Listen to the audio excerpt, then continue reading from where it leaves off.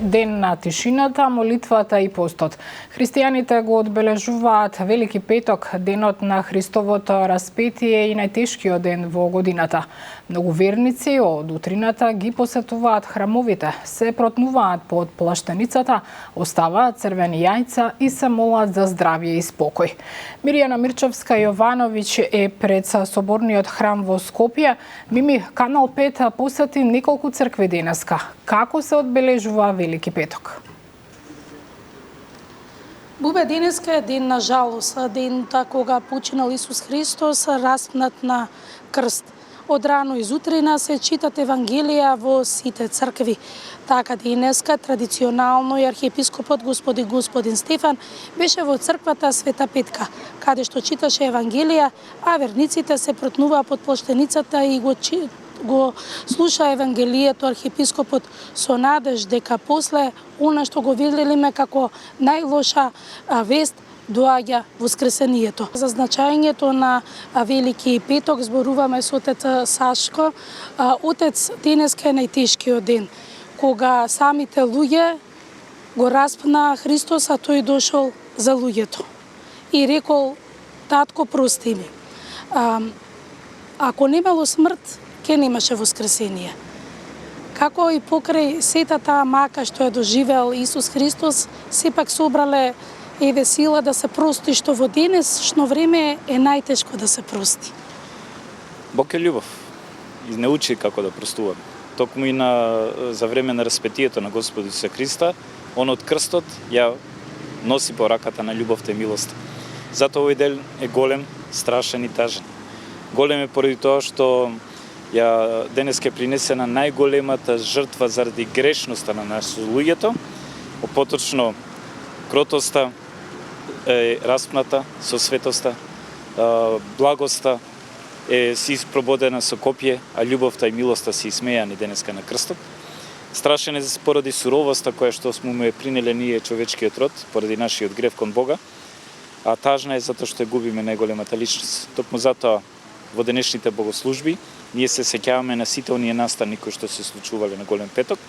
Така кога служиме сабајле утрена и први час се сеќаваме на неговата осуда од страна на првосвештениците и Синедрионот на смртна казна и исто така се подсетуваме на одрекувањето на апостолот Петар од Господа и Господ кога го погледнал трет пат како се одрекол од него, тој се покајал за својот грев и со љубов пристапил кон сето тоа.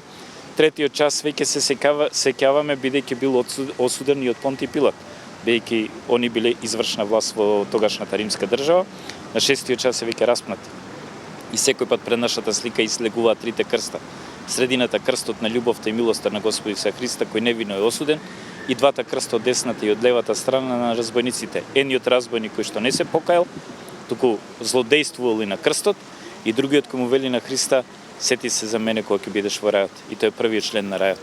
Односно, она што Господ од нас го бара, тоа е нашето покаяние и милост и љубов. Милост сакам, а не жртва, вели.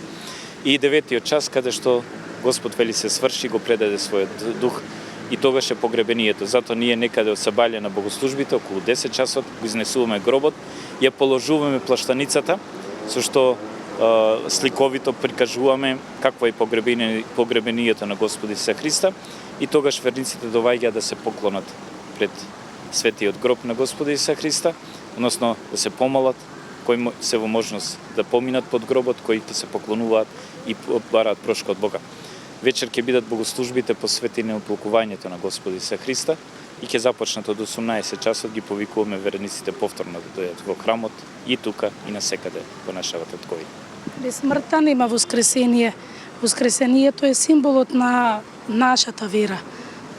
Така, секоја загуба Господ знае да ја претвори во победа.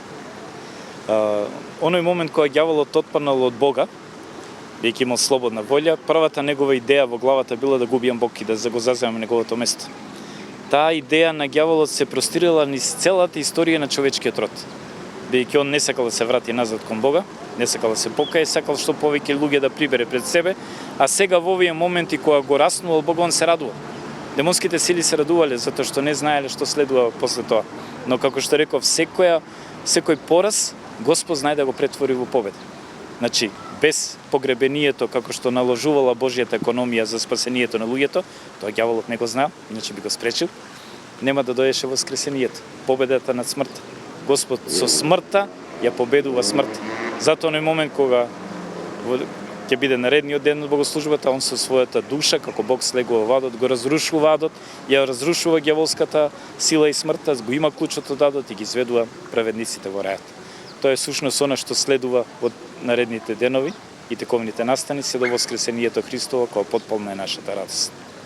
Ви благодарам за овој разговор. Бобе, значи, еве и отец Сашко кажа дека вечер во 18 часот ќе се читаат Евангелијата од Светото писмо. Ти благодарам, Мирјана Мирчевска-Јовановиќ, за одбележувањето на најтажниот ден во годината, Велики петок.